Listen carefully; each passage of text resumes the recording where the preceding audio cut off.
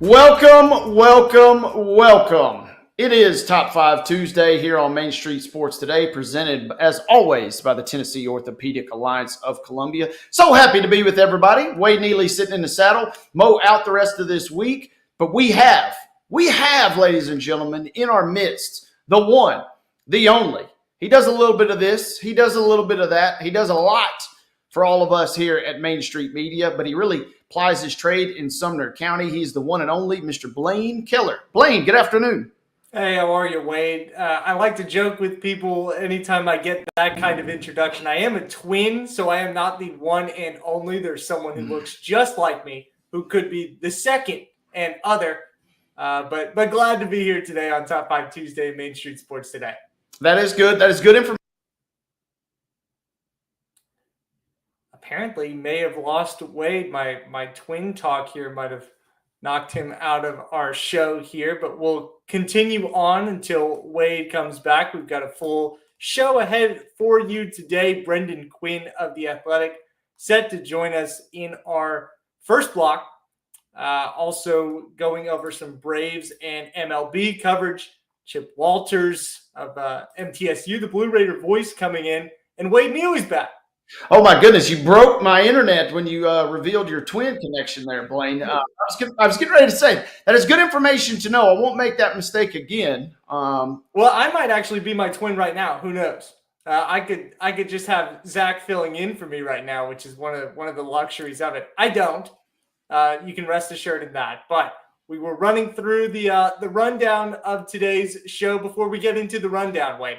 Yeah, it's going to be a great show today, and we're delighted that you're with us. Producer Mark making the magic happen behind the scenes, as always. It is Top 5 Tuesday. At the end of our show, we will close things out. Blaine and I will give you – it's ballpark season, folks, and Blaine and I will give you our top 5 ballpark concession stand items. I don't know that it will be contentious. I've already got number 1 in my mind.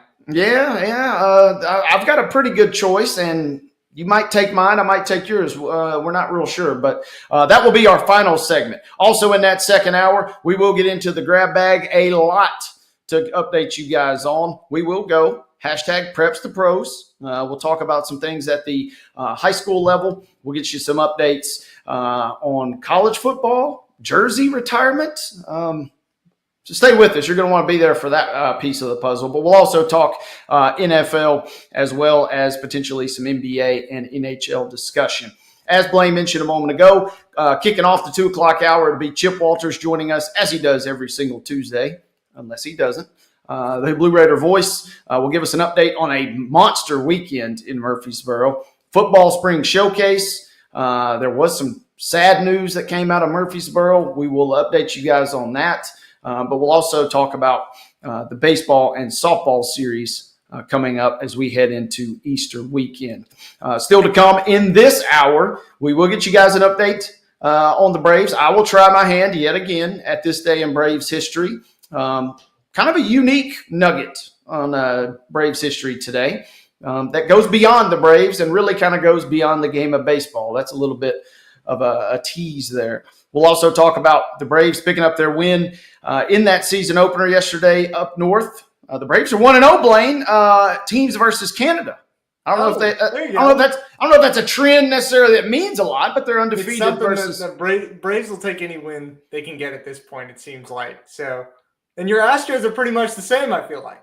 Astros are in the same boat, and I was just getting ready to mention we will talk a little Astros. We will talk a little AL West. Bear with me and Blaine. It's kind of like a house divided in that sense. His Rangers, my Astros.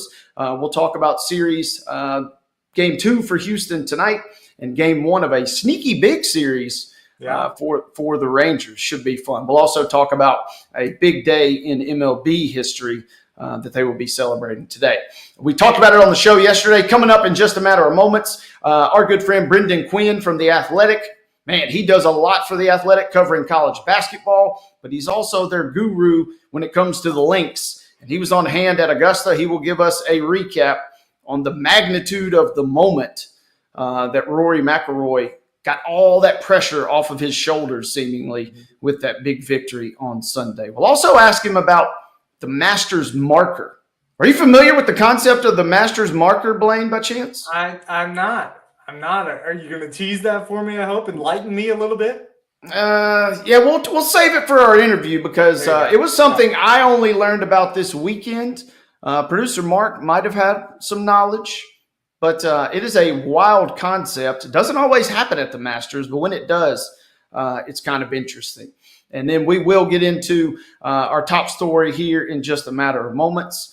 But really, Blaine, it's a great show today, a big show today. The sun is out. The sun is shining. Have you been outdoors yet? I did go on a run right before we got on the air today. Got a few miles in. My AirPods died in the middle of the run, and my watch died shortly after that. Oh, like everything was working against me except the weather today. It was quite perfect outside of all my technology failing on me. Oh man, that is rough. And I don't charge my stuff. I mean, that's kind of on me for not charging it anything. I just kind of let it die and then plug it back up. So I've been there. It's not a great place to be. And while you were out running, I did get outdoors. I wish I should have sent this picture to producer Mark. I was getting adjusted at the chiropractor, which Blaine, I don't know if you've been to a Pulaski chiropractor. I've not. They're not all like this, but my good friend, he's kind of transitioning offices at the moment, and it's, let's just say, a rural chiropractor. So much so that I was outside with chickens. I was outside with some cats. I was inside for the adjustment, but I was getting tuned up, so hopefully I can get back out on the running course, much like you were today. But wild day to say the least already, and we're just getting started, but we're delighted that you guys are with us here. Without further ado, should we kick it off in style, Blaine? Should we get the people what they want? Should we give them the rundown? The people are clamoring for the rundown, Wade. I say we do it, partner. Let's get into yesterday's results and today's schedule. Let's get into the Tuesday rundown. This is the rundown. Baseball is the name of the game. Here are your scores from last night. High school action across southern Middle Tennessee. BGA picking up a 5-1 win over Columbia Academy. It was the same score as Summertown defeated Battle Creek last night. Brentwood topped Page 5-0. It was Clarksville Academy 10, Ezel Harding 0. Shelbyville with a 2-1 win versus Columbia. Creekwood 3, Sycamore 1. Davidson Academy all over DCA last night, 18-3. Loretto picks up a 13-6 win versus Deschler. Dixon County was a 5-1 winner versus Clarksville Northwest. Franklin County with a walk-off victory last night, 8-7 over Giles County. Grace Christian Franklin 1, Providence Christian 0. It was 5-0 as Station Camp defeats Greenbrier last night. I believe our good friend David Wilson was at that game. Yes, he was. He was planning to attend that one, so got to see Station Camp take care of business there. Other scores: Hampshire 15, Santa Fe 5. It was Hillsboro, a 15-3 winner over John Overton. Eagleville picks up a 19-6 win versus Huntland. Independence defeating Centennial 11-8. It was Marshall County 11, Lawrence County 8. MLK wins not one but two games versus Glencliff. Eerily similar scores, 17-0 in the first, 18-0 in the second. Good Pasture 11, Mount Juliet Christian 0. It was Lewis County 18, Mount Pleasant 4. Friendship Christian defeating Nashville Christian 13-4. Ravenwood picks up a 7-2 win versus Nolensville. It was Macon County 2-0 over Portland. Richland was a 12-0 winner versus Culleoka. Siegel 7, Beach 0. Franklin with a 3-0 win versus Summit. We're coming down the home stretch, folks, as Murfreesboro Central Magnet picked up a 2-0 win versus Tullahoma. Warren County blanking Spring Hill 6-0. Watertown 14, Jackson County 1. It was Liberty Creek 6-2 over Westmoreland. White House with a 15-4 win versus Montgomery Central. White House Heritage with an 11-1 win versus Trousdale County. And capping your baseball scores last night, it was Whites Creek 7, Maplewood 4. We're on to softball here. Game Changer has yet to report a score for Murfreesboro Central Magnet and CPA. Not to worry, though, if you want to read more about the Lions, we've got a story over the past couple of weeks about them. Independence winning 10-3 over Columbia. Columbia Academy defeating Grace Christian Franklin 17-2. It's Cornersville 8, Culleoka 2. Greenbrier 17-4 winner over Gallatin. Stewart's Creek played in 22 runs against Laverne in a 22-0 win.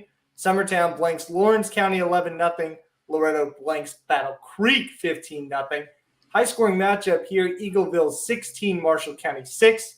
Silverdale Academy power out east, defeating Oakland 3-2. Perry County 4, Mount Pleasant 1. Gordonsville, the 2-1 win over Smyrna. Tullahoma 16, Murfreesboro Central Magnet 0. So I suppose that's where Murfreesboro Central Magnet ended up playing as opposed to facing off against CPA.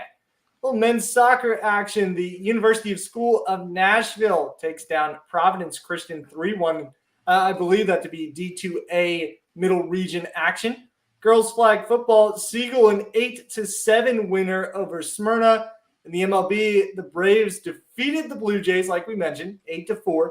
And the Cardinals took down your Stros 8-3. The Rangers had an off day, in case you were wondering.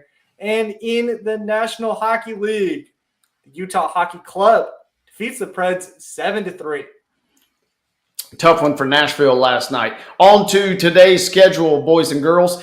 Baseball action gets underway at 4:30. All of these games, again, beginning at 4:30. Brentwood Academy is at CPA. Middle Tennessee Christian will be on the road at Franklin Road Academy. It'll be Friendship Christian capping our 4:30 games at Good Pasture. 5 p.m. showdown, DCA traveling to Nashville Christian. 5:30 start time for White House Heritage at Trousdale County. Huntland will be on the road at Eagleville. 6 o'clock window, Tennessee Heat at Fayetteville this evening. Franklin County will be at Giles County.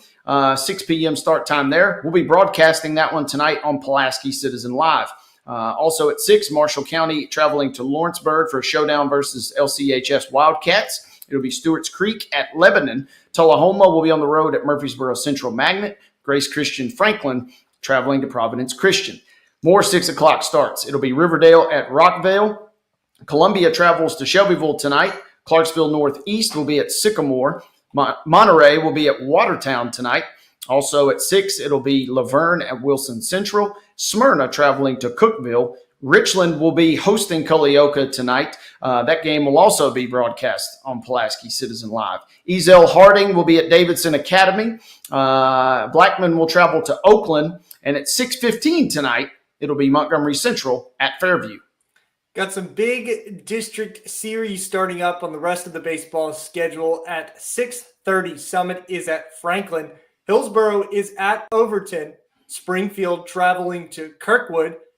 Hume Fogg at Lawson. Again, all 6:30 starts here. Mount Pleasant takes on Lewis County on the road. Westmoreland is at Liberty Creek, continuing that 6-2A series. Brentwood's at Page. Nolensville with its newly minted Vanderbilt commitment. They're at Ravenwood at 6:30. Green Hill is at Siegel in non-district matchup. Warren County's at Spring Hill. Battle Creek is at Summertown. Rossview at Clarksville is actually a doubleheader due to the fact that they could not finish their game last night. I believe they start earlier this afternoon around 4:30 to finish off a 7-7 game, and then at 6:30 or at the conclusion of the first game will battle again in that series. BGA is at Columbia Academy. Dixon County at Clarksville Northwest. Beach at Hendersonville. Two big rivals taking on one another at 7 p.m. Portland is at Macon County at the same time. Gallatin at Mount Juliet at 7 p.m. Greenbrier at Station Camp, another 7 p.m. start. And Independence and Centennial, that's Independence at Centennial, that's a 6:30 start. Moving on to softball, Overton is at Cane Ridge at 4:30. Richland and Loretto dueling in a doubleheader starting at 4:30 p.m. Page is at Summit at 5 p.m. Zion Christian and Christian Community going in TSIAA action at 5 p.m. Warren County is at Columbia, another 5 p.m. start. Sycamore is at Creekwood. Mount Juliet Christian's at Ezell Harding. Green Hill is at Gallatin. And Greenbrier is at Joe Burns at 5. Other 5 o'clock start time tonight will be Mount Pleasant at Lewis County. 5:30 showdown as Riverdale travels to Blackman. Murfreesboro Central Magnet will be at Lawrence County. Giles County will travel to Marshall County tonight at 5:30. And Rockvale will visit Siegel. 6 p.m. start time for Laverne at Smyrna. Battle Creek at Summertown. Cornersville's on the road tonight at Santa Fe. And capping our schedule this evening, 2 games at 6:30, Gordonsville at Oakland and Wilson Central at Stewart's Creek. Let's go boys soccer here. 4:30 is your kickoff time for Friendship Christian at Ezel Harding. 5 o'clock showdown between Murfreesboro Central Magnet, who is at Marshall County. Also at 5, University School of Nashville will be at Middle Tennessee Christian, and Nolensville will be at Providence Christian. Lawson will travel to Hillsboro tonight for a 5:30 first touch. At 6 p.m., it'll be BGA at Columbia Academy, and Giles County will travel to rival Lawrence County this evening. Other 6 o'clock kickoffs include Shelbyville hosting Spring Hill. Harpeth will be at Waverly tonight. Culleoka is on the road at Wayne County. Community traveling to Zion Christian, and Green Hill will visit Gallatin. At 6:30, Blackman takes on Rockville on the road, I should say. Battle Creek is at Summit at the same time. Lincoln County is at Columbia at a 7 p.m. kickoff. Laverne is at Cookville. Hendersonville's at Mount Juliet in district action. Oakland is at Riverdale. Franklin is at Siegel. Again, 7 p.m. starts for those games. And Smyrna at Stewart's Creek. In MLB action, the Braves continue their series in Toronto at the Blue Jays. That's at 6:07 p.m. First pitch on FanDuel Southeast and FanDuel South Sports Network. The Astros are at the Cardinals. That's a 6:45 p.m. first pitch. I'm unfamiliar with that abbreviation. Wade, can you help me out? SCHN. Sports something Houston. MLB extra innings package is the best I can do for you. For NBA action, the Grizz are at the Warriors at a 9 p.m. start on TNT and HBO Max. Sounds continuing a series at the Charlotte Knights, 5:35 p.m. start. Ladies and gentlemen, that is today's schedule. That concludes today's rundown.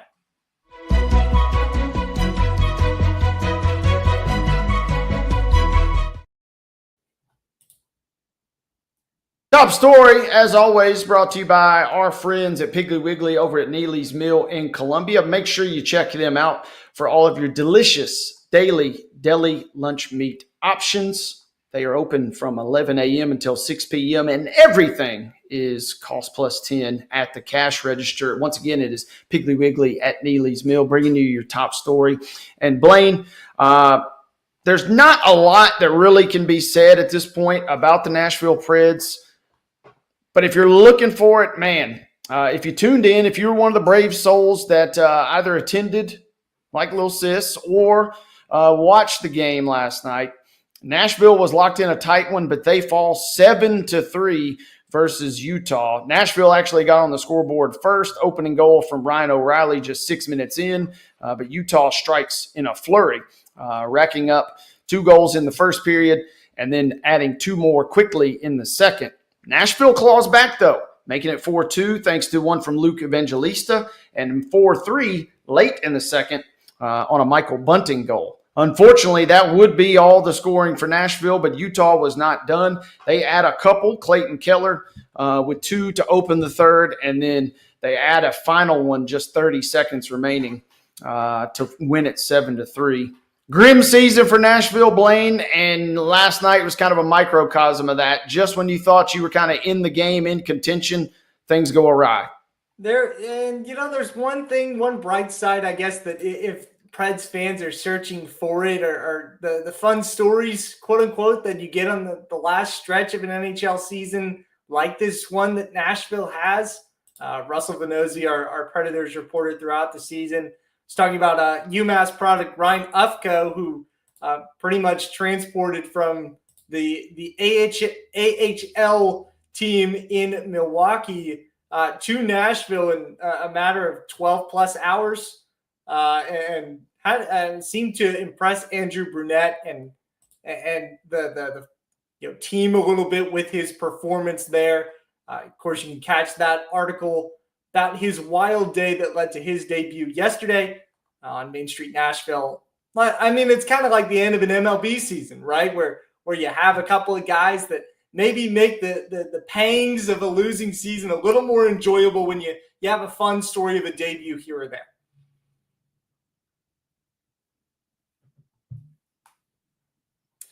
Wade, I think you might be muted. You're right. I was muted because I couldn't really repeat what I was thinking about the Preds right there. Because, yeah, it's been a tough season. They've gone through a lot. I think everybody is kind of just glad that we're at the end. They will close it out Wednesday night versus the Dallas Stars. Once again, that was your top story, brought to you as always by our friends at Piggly Wiggly over at Neely's Mill in Columbia. On to bigger and brighter things. Talk about celebratory moments. There was a massive one on Sunday down at the Masters at Augusta National. And our friend Brendan Quinn over at The Athletic is here, and he will join us, giving us a recap from Augusta and talking about the weight that is now lifted off of Rory McIlroy's shoulders. It will be right on the other side of this timeout. Quick break, and we're right back into it here on Main Street Sports Today, presented as always by the Tennessee Orthopedic Alliance of Columbia.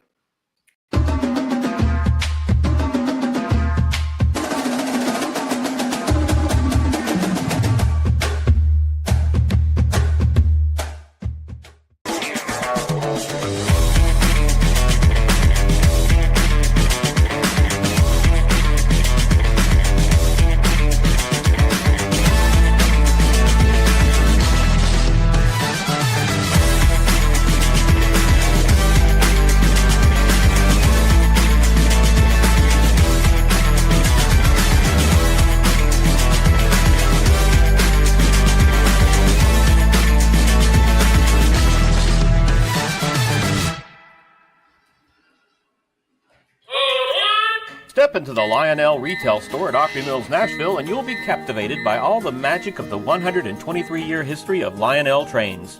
Whether you're already a train enthusiast or just getting started, Lionel will energize your love for trains. NASCAR fan? Come check out your local Lionel station to learn all there is to know about model trains and die-cast NASCAR collectibles. Visit nashville.lionel.com or call 615-455-9399. Custom Stone Handlers supplies over 600 distributors and suppliers with quality stone products. Along with Riverstone, we produce and distribute over 100 building, landscape, and other bulk products. Our goal is to provide quality products, service, and partnerships to ensure our customers' success. We firmly believe the measure of any person or company is how you treat other people and customers. Give them a call at 931-490-4990 or visit CustomStoneHandlers.com.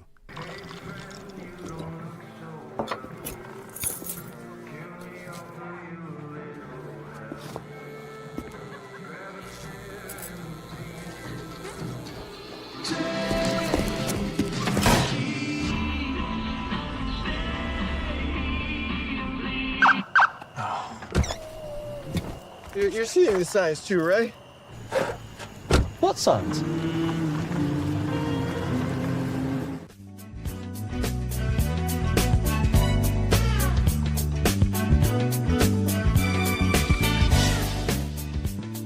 Top 5 Tuesday rolling right along here on Main Street Sports Today, presented as always by the Tennessee Orthopedic Alliance of Columbia. That is Blaine Kellar. Wade Neely here sitting in the saddle. Mo Patton out on vacation this week, but thanks to Blaine for filling in. Busy show today, busy week, and it is our honor to bring in our next guest.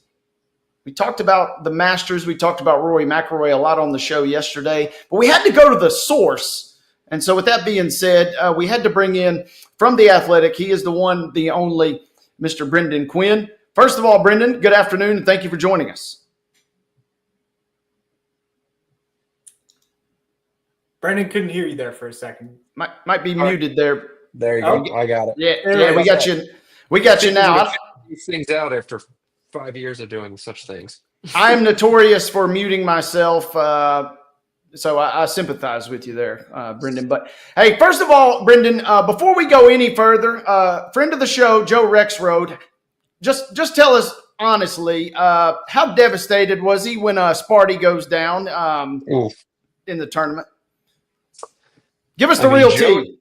Joe is as objective as they come. You know, I would never expect anything less of him. I think he has a child at this school. He's from here, from the school. It was I'm sure there was a little disappointment there. I will say though, that Michigan State run,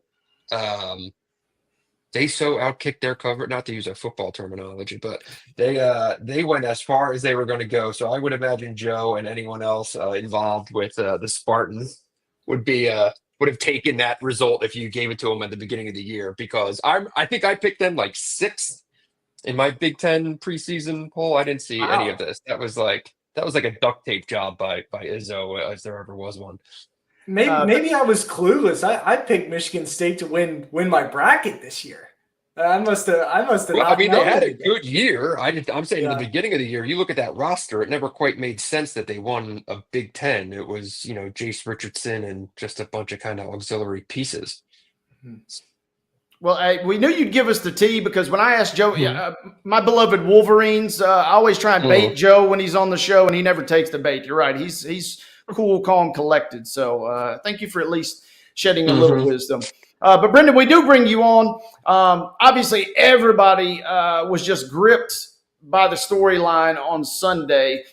But for you being there, can you kind of just put into words the magnitude or the weight of the that was kind of lifted? Give us just the vibe from Sunday at Augusta. It was kind of all over the place. There was, at the beginning of the day, it was, can Rory do it? And then a half an hour into the tournament, or into the final round, the leaders going off, it was this sense of, how is this possible? How is he already down a stroke after two holes? It was just, for all like the questions of, would he finally rise to the occasion in one of these final rounds after what happened at St. Andrews, after what happened at Pinehurst, after what happened at LACC. It was just bizarre that it happened so quickly. And I was in the media center while that for those first couple holes, and people were just looking at each other in disbelief. I was looking at some of the Irish writers, and they're all just like hands on head, like, you've got to be kidding me. I can't believe we are doing this again. And then suddenly he was back up a stroke, and then he was up 5 strokes. And it's like, oh man, this is a coronation. Everyone, I got basically my whole story written. Brody Miller, who was writing like our live story that went up on The Athletic and NewYorkTimes.com, like, immediately when the final putt drops, he's already basically putting 30 on the bottom of that story. It's over when he's up 5. And then suddenly what happens at 13, he hits the most inexplicable pitch that you can imagine. I mean, again, just that constant disbelief. Disbelief, oh my goodness, he's going to do it. Disbelief, oh my God, he's blown it. Disbelief, he's done it. Disbelief, he's blown it again. And then out of nowhere, Justin Rose comes, and, the sense from the course is everyone's just running around. No one knows what's happening. The scoreboards are just going up manually, and it's just kind of oohs and ahs from different parts of the course because they're getting the results, 45 seconds after a putt actually falls. Then you hear a roar, and it's, oh my God, what's that? And it's, Justin Rose. What are you talking about, Justin Rose? So yeah, it was this just scattershot kind of circus situation. And, the lack of information at Augusta is what makes it so special. I don't think anyone would want to attend sporting events like that at all times where you just have no actual clue what is happening, but to do it once a year is special. And that was really Sunday at Augusta this year. Absolutely. And I haven't been to the course. You're right. I mean, when you hear that roar on one side and then you're like, oh, what is happening? You just have this odd sense of time that just eludes you there. Kind of a real bizarre situation. You mentioned Justin Rose, of course. But I'm curious about Rory. In many regards, the coronation story, I feel like this question's been asked by a lot of folks, but the coronation story, is it not a little, certainly it is for the fans, it's a little, certainly more compelling the way that it all played out, right? It feels like he won the Masters 2 or 3 different times on Sunday in many regards. I thought Tommy Fleetwood said it best. After Rory McIlroy came in and hugged everyone that there was to hug, including Shane Lowry and Tommy Fleetwood, fellow European Ryder Cup team members, guys that he's known for 20 years. Rory kind of went along his way, and Tommy hung back and talked to a couple of us. And, he said like how he could hit that shot on 13, the pitch shot that went in Ray's Creek, and also hit that shot on 15, the big right to left looping shot that like one person in the world can hit, and it's him. How the same guy can hit those two shots in 3 holes, like, what are we doing here, is what Fleetwood said. And he but that's Rory. Like that is Rory McIlroy. It is the inexplicable for the good. It is the inexplicable for the bad. And it was fitting, like if this is how he was going to finally win his 5th major and his first Masters and complete the Grand Slam. I don't know if it would have fit right or felt right if he just went and won by 5 strokes and it was some happy uneventful ending. It couldn't happen that way.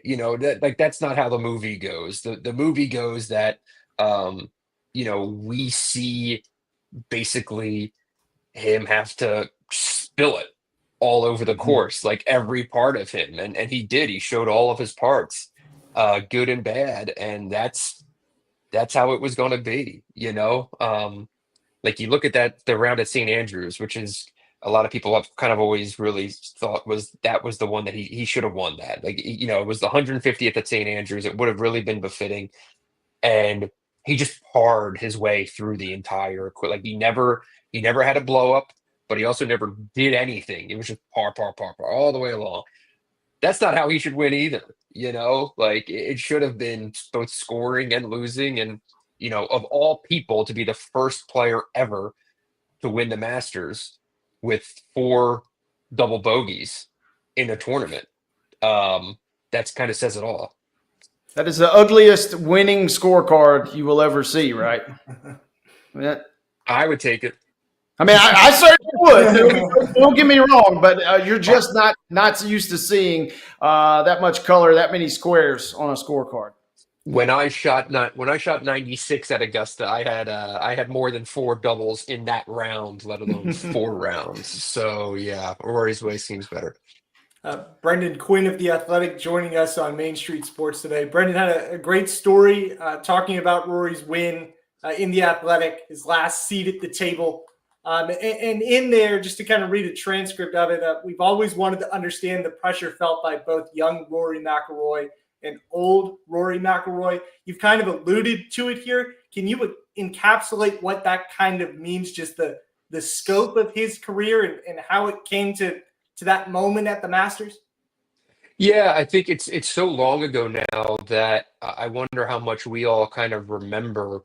He burst on the scene in 2011 with his performance at the Masters when he shoots the final round 80, and everyone knew he was a prodigy, but he blew that lead, and it was, oh man, what's the scar tissue going to be? Well, then he went out and wins a major by 8 strokes, and it's, oh my God, who's this guy? It's happening again, right? This was the end of kind of Tiger's real reign, and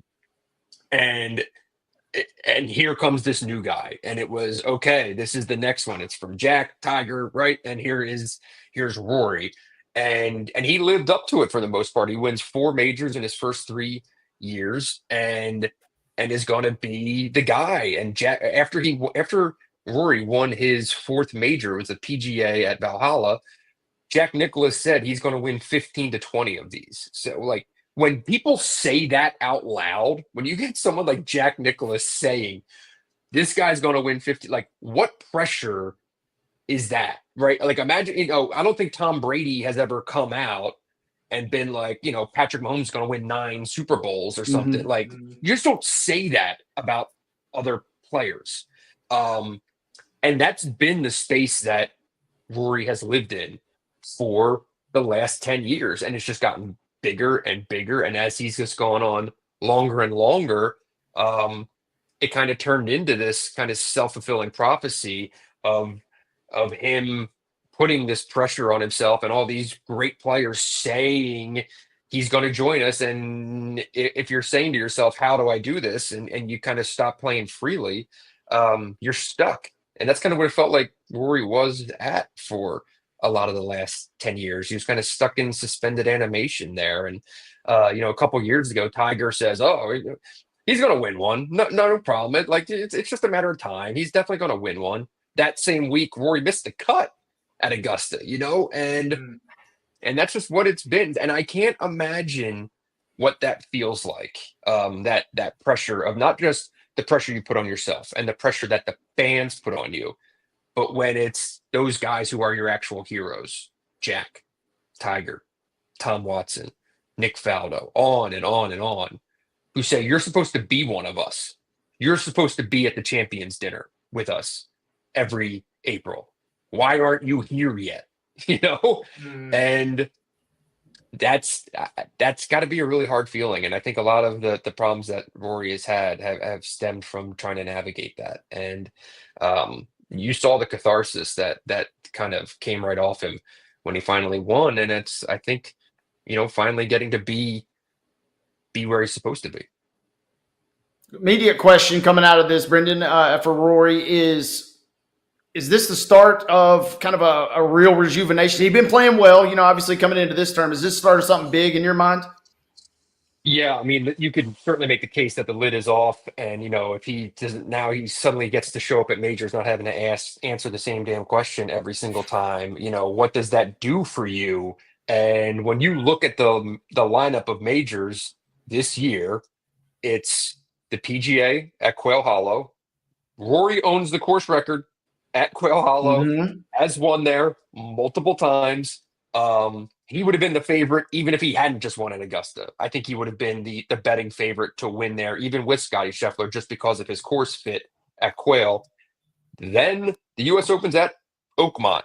It's distance, it's U.S. Open conditions. That might be a little bit tougher because if they really turn the screws on those greens, who knows?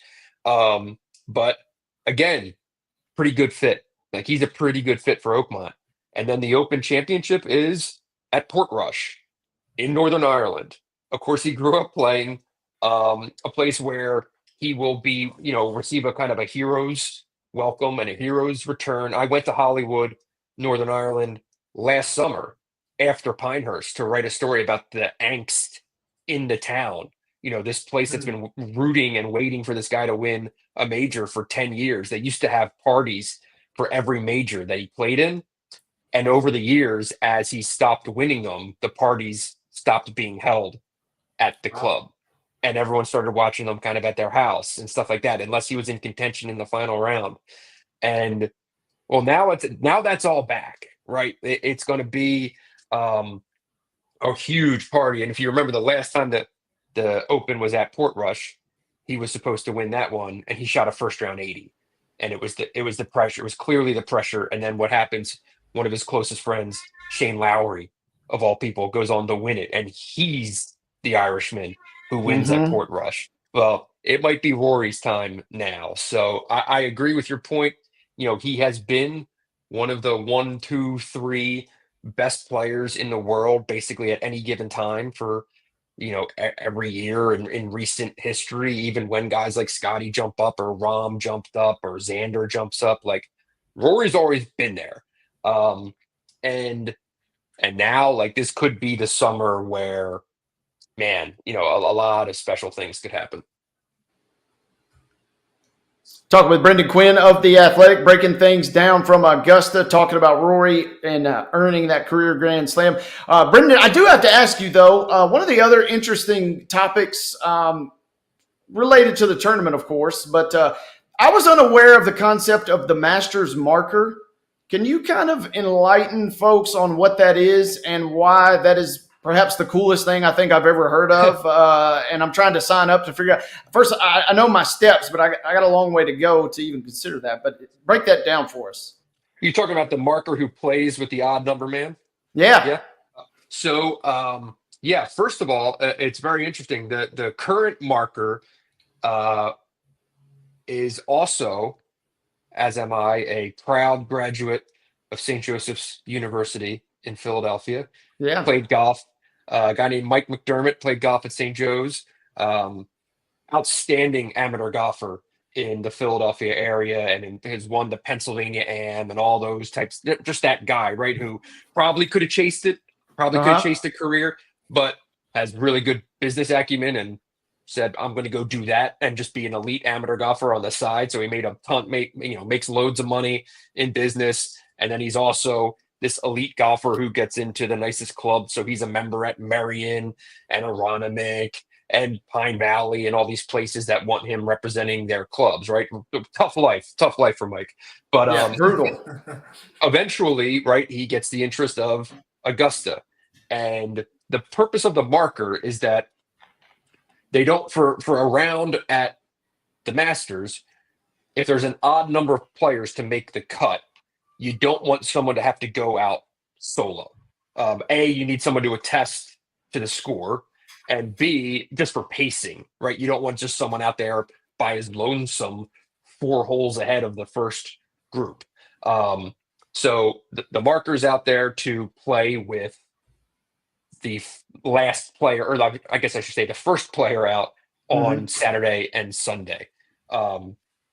So whoever that odd man is, you play with Mike, and that score doesn't count. You're not on the leaderboard. It's strictly as kind of like a pace car, basically. And yeah, like Mike's a stick. Like he can shoot even par at Augusta. But I don't know what he shot. I didn't get to see him. The annoying part is no one's allowed to speak for Augusta that's not the chairman. So in this case, Fred Ridley. So last year, Mike McDermott played, and I shoot him a text. I'm like, "Are you playing in the Masters? What is happening right now?"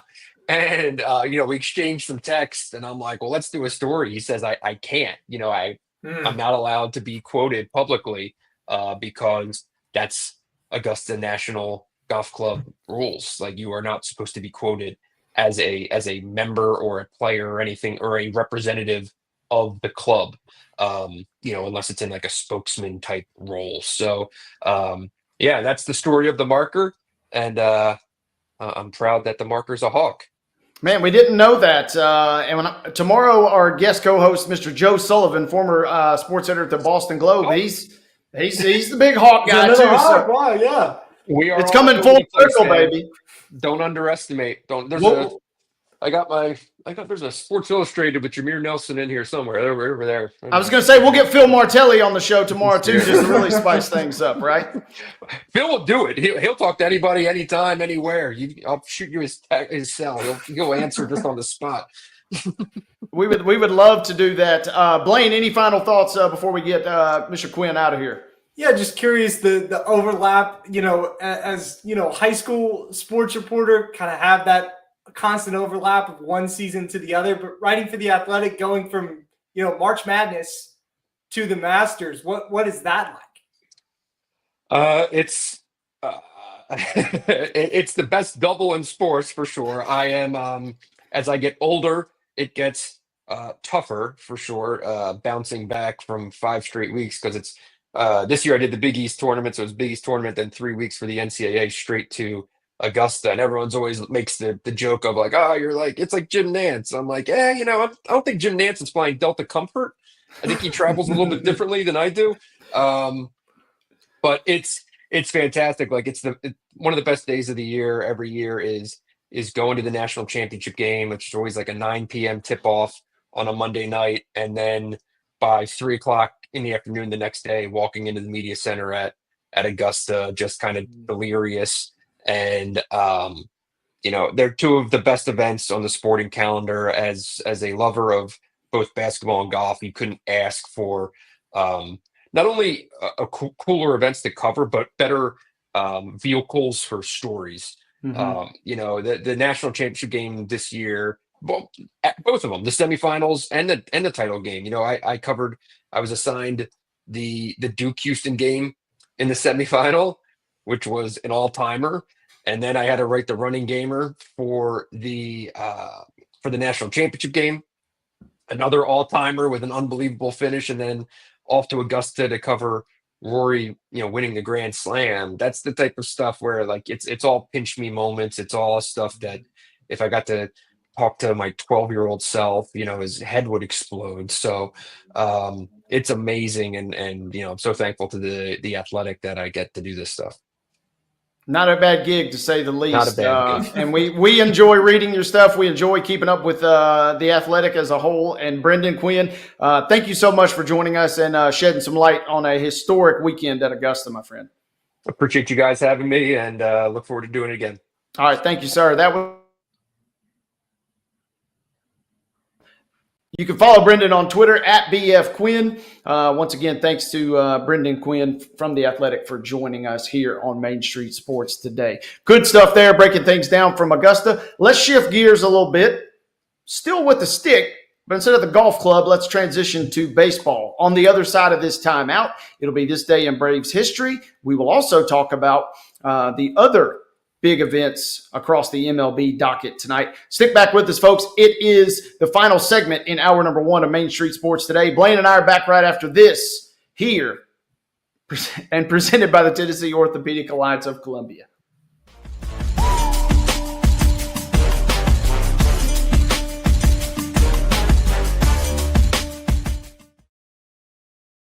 At Delta Dental of Tennessee, we know our success begins and ends with providing superior quality service, and that includes serving those who need it most. This year, we're celebrating 25 years of giving back to the community we call home. Delta Dental, along with our Smile 180 Foundation, supports Tennessee's dental colleges and oral health education, children's hospitals, free and reduced cost dental clinics, and other like-minded charities. Here's to the next 25 plus years of ensuring healthy smiles.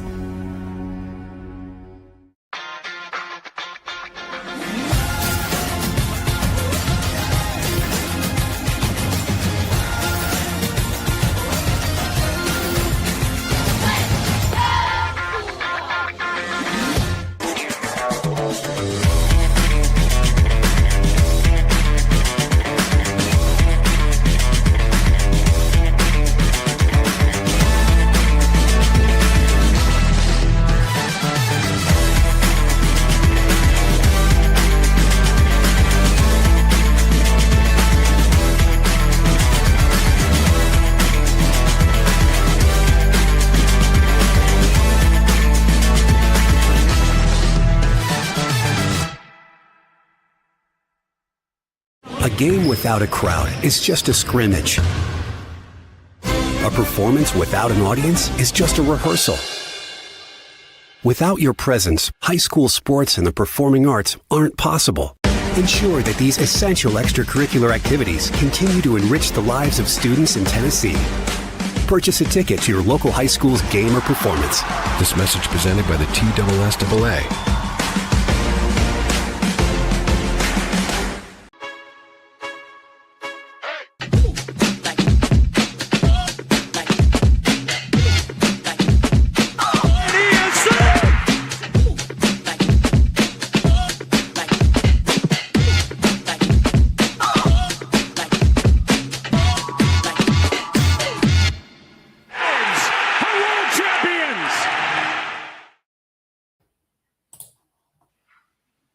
On this day, April 15th, 1947, this day in Braves history, Jackie Robinson makes his major league debut for the Brooklyn Dodgers against the Boston Braves.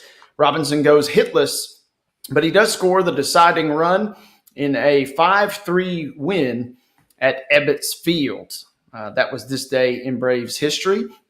I mentioned it earlier, kind of going not just Braves history, not just Major League Baseball, but kind of transcending the game when we talk about Jackie Robinson making his MLB debut back on this date, 1947. Rolling right along here on Main Street Sports today, presented by TOA of Columbia. That's Blaine Kellar, Wade Neely here. And Blaine, the Braves, I don't know if folks are prepared to, start popping champagne yet, but they got a win last night. You got to start celebrating the little victories. David broke it down yesterday. Maybe start stacking some wins, maybe get some progress going. But a nice victory for the Bravos north of the border. They're undefeated, partner, in Canada thus far. To me, this feels almost kind of similar to the equation that they had last year, where they would get someone back off the injured list and they'd play well. In this case, Austin Riley had 2 home runs, I think 5 RBIs, doubling his total for the season. But now Marcelo Zuna, day-to-day with hip inflammation. He did not travel with the team to Toronto, according to reports, is back in Atlanta for a bit more testing there. So just feels like this, I mean, for Braves fans, I'm sure they hope that the whole roster can get healthy as much as possible. You're not going to have Jurickson Profar for at least 80 games, but if you can get a couple of guys back and have performances like Austin Riley had, that'd be great. You just need to get everybody healthy. I'm with you. And I have not said it on these airwaves just yet, but you said what I guess deep-rooted I'd been thinking. And I guess maybe I teased it yesterday. I akin to they're a ship that took on a lot of water, and now the water, they're patching holes and they're finding, different water leaks. But it's the same script kind of as last year. Yeah, just when you thought they had this fixed, something else happened, and so on and so forth. And, seemingly that's not going to be the case all season long. In a perfect, puppy dogs and hummingbirds situation, everybody comes back healthy. And the folks that have been producing in their absence, that they fill in roles now as key role players. But with Acuna and Strider coming back, there will be a little bit of an adjustment period. David made this point too yesterday, Blaine, that the schedule has, the schedule. We're talking about it kind of like college football here in this sense, but it was a little top heavy to begin. Maybe you didn't think the Padres would be this good, but they continue to be one of the best, if not the best team, record-wise at least, in the entire MLB. So maybe there is a little something to this whole, hey, let's not hit the panic button just yet for these Atlanta Braves.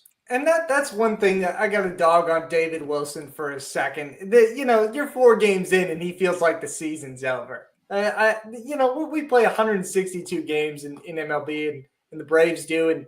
And they constantly in the past 2 years have had this problem. Like we mentioned, that illustration of patching water, finding a new hole, someone else comes on board. Alex Verdugo could be a guy like that, because the Braves have done a really good job on the flip side of things, like you mentioned, at finding players that can fill those gaps pretty well. Mm-hmm. Yeah, it is going to be interesting to monitor them. I also made the point, the only thing that is concerning for me, you feel confident about being able to leapfrog past the Nationals and the Marlins, but the fact you have to overtake the Phillies and the Mets, the Mets now 11-5, the Phillies 9-7. You feel a little better if it was just one of those teams, right? But two, it will be a little bit more of a challenge having to leapfrog 2 really good teams. That's what my thought was at the beginning of the season, was that this division was going to be really tough to begin with for the Braves because of what the Mets did. And they have injury problems of their own, and because of what the Phillies continue to do. But honestly, I wouldn't, be giving so much slack to the Nationals either. This is a team that could have kind of a breakout season here. They've got the young talent to do that. Okay, well, Braves fans, stay tuned. They don't like to hear that. Braves fans don't want to hear that. But I'm not saying the Braves would be worse than the Nationals. But I don't think, they're not a pushover like the Marlins is what I'm trying to say. I understand, and you might be onto something. Braves will go back again tonight at 6:07. Spencer Schwellenbach is set to be your starter. And Mo and I have mentioned this a couple of times, Blaine. Schwellenbach, for a guy that, kind of baptism by fire last year. Yeah. And maybe by taking on, some of those warts, if you will, or those battle scars from his rookie season, getting thrown into the fire, he's come out stronger. As recently as last week, he was 2nd or 3rd in your betting odds for the NL Cy Young, which is kind of crazy to think about, that a guy that on paper is certainly your number 3 starters when Strider comes back, the fact he is up that high and has pitched so well thus far, that's got to be exciting, certainly for their chances tonight, you would imagine. A couple of weeks ago, I caught the back end of the Braves' first win, I think it was, against the Marlins, where Schwellenbach had 8 shutout innings. And I walked in the middle of that game, and I thought, well, Schwellenbach's on the mound. They're not going to be that good. The Marlins might have a chance at this one. But he had, I think, 5 or 6 no-hit innings to that point. He's pitched really, really well. I've been kind of shocked by his leap from that first year to now. I'm with you. Couple games ago, I should say, double-digit strikeouts. So not bad for a guy that, again, that's by all intents and purposes your third starter. Strider is set to go tomorrow. That'll be a noon, just shortly after noon game versus the Blue Jays to cap that series. They do get Minnesota and St. Louis back-to-back at home. So we will update you guys on the Braves as tomorrow taps in. Blaine, we teased this earlier. We talked about it. It's a house divided here. Give me your take on what you've seen thus far out of the American League West with your Rangers and my Astros. Well, there's a lot of it that I honestly like. And this is an AL West for once that feels like it's not going to be, two teams that have a winning record and then the other three have, anywhere between 83 to 100 some odd losses. I got to give a lot of credit to Ron Washington right now, who former Rangers manager, former Braves assistant coach, who's really turned the tide in his second season in Los Angeles. They're atop the AL West with the Rangers right now and have a big series on tap there. The Athletics are kind of this exciting team with, again, kind of like I've mentioned with the Nationals, they've got young talent. They made some free agent acquisitions for once. They've got a big bat on the way in the minor leagues as well. And Seattle's just a tough out too. I know the record doesn't show it, but that pitching, you don't want to go up against that pitching. And I think the Texas Rangers just proved that last week. And I won't say anything about the Astros because I don't want to be mean to you, Wade, but that's okay. What's happening, though, is the Astros, I've said this from the start of the season. There's 162 games. And if you live and die on every single game and you watch every single game, number one, that's just too many man hours. And then number two, it'll make you rip your hair out. And I've already got too many early grays to need that. But I just got a few more added because they did lose. One thing, I don't care what they do in the division, but I don't want to see them losing to the Cardinals. But that's just an old rival. But that's what happened last night. They fell 8-3. They'll go back again tonight at 6:45. And shout out to producer Mark, who dropped a nugget. SCHN, that's the Space City Home Network. So the next time I would have never guessed that in a million years. Never in a million years. So that's why producer Mark is the best. Thanks for digging that up. But Astros will go again tonight. The Rangers will get back in action. But before we get out of this segment, we did want to make mention, you will watch a lot of games tonight, and you will see the 42s out there. MLB celebrating Jackie Robinson Day. We already kind of touched on it in our This Day in Braves history. But everybody, players, managers, coaches, all going to wear the Dodger blue and 42s on their backs. I make this joke every time, but I'm glad I'm not the statistician for these games. Keying in number 42 and trying to figure out who's who would be a challenge, but this is a challenge we're taking on because of what this day represents, Absolutely. Right? Absolutely, yeah. So make sure you pay special attention to that. Jackie Robinson breaking the color barrier in 1947, and Hall of Fame induction in 1962. It wasn't that long ago. I feel compelled to point that out to folks that we're talking about him breaking that barrier in 1947. Wasn't that long ago. So make sure you stay tuned for that this evening. That will wrap up our MLB segment here inside this first hour. That will wrap up our first hour as a whole when Blaine and I return. The pride of the dimple, we like to call him. Recent TSSAA Hall of Fame inductee, the one, the only Chip Walters, the Blue Raider voice, will join us. We will get an update on a massive weekend in Murfreesboro. They had events here, there, and everywhere across town. And Chip will join us for his segment on the other side of this timeout. You're not going to want to miss it. We'll catch up with him here after this break. Hour number 2 on Main Street Sports Today, presented by TOA of Columbia, comes your way right after this.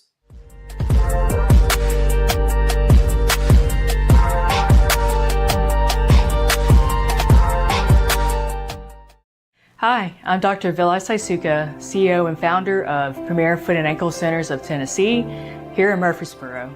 We offer foot and ankle care from ingrown toenails to diabetic foot wounds. We also fix ankle fractures and things like that.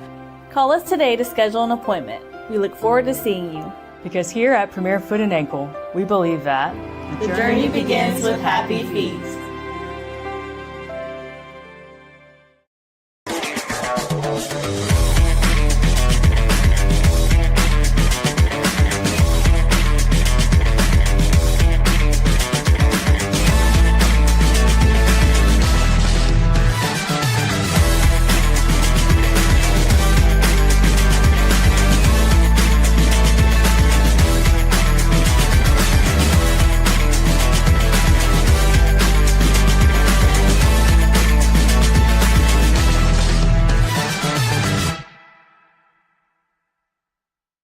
Zion Christian Academy at zioneagles.org or 931-388-7531. You can schedule your appointment to visit their beautiful campus. Again, zioneagles.org or 931-7531 to schedule your visit today.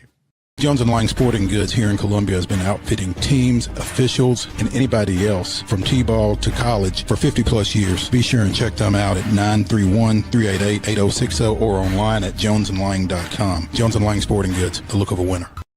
Custom Stone Handlers supplies over 600 distributors and suppliers with quality stone products. Along with Riverstone, we produce and distribute over 100 building, landscape, and other bulk products. Our goal is to provide quality products, service, and partnerships to ensure our customers' success. We firmly believe the measure of any person or company is how you treat other people and customers. Give them a call at 931-490-4990 or visit CustomStoneHandlers.com. Piggly Wiggly, located in Neely's Mill Shopping Center, is Columbia's locally owned and operated Cost Plus 10 grocery store dedicated to serving the community with low prices and smiling faces. Piggly Wiggly offers fresh, hand-cut meats daily as well as daily hot plate lunches from their deli counter. You're certain to see smiling faces and a helping hand when you're here at Piggly Wiggly. Come by and check out our fresh produce, high-quality meats, and more. Down home, down the street, we'll see you at the Pig.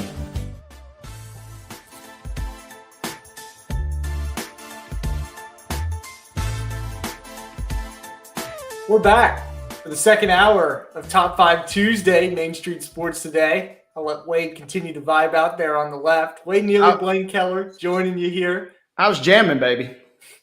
We're joined by the Blue Raider voice, Chip Walters, talking a little Middle Tennessee State football, baseball, softball. Chip, are you there with us? Might not have Chip here. Might be missing Chip. Chip might be frozen. Yeah, a rare froze. It's too warm to be froze right now, Chip. That's right. You were frozen there for, of course, at the opportune time of making the transition. But it is it's a beautiful day. It's not as warm as it looks when you look out the window, but a little breezy, but a beautiful day here in Murfreesboro. Chip, you had the spring football showcase for Middle Tennessee State over the past week. Curious if you could give us maybe a recap of that. And I was wondering maybe about the biggest position battle that happened during that span. This year they changed the name of it because you look across the country and the number of actual spring games that actually happened have dwindled tremendously. So they called it Spring Showcase. And I think there, like you mentioned, there was a lot of positions that are, pretty much nailed down. Nick Vattiato had one, maybe two series that he was out there, but it was, it was set up like a practice. You had 14 different periods, 3 of which were used by young kid competition. So really actually 11 periods of practice. And it was divided up basically between backed up to your own goal line coming out, goal line going in, middle of the field. So they each one of those different areas had like 2 periods or 10 minutes worth of work. And so as far as position battles, there's such a good bit of turnover these days that I think, every position for the most part is going to be up for grabs. Obviously, I think a lot of it was to take a look at a bunch of wide receivers that were new to the roster.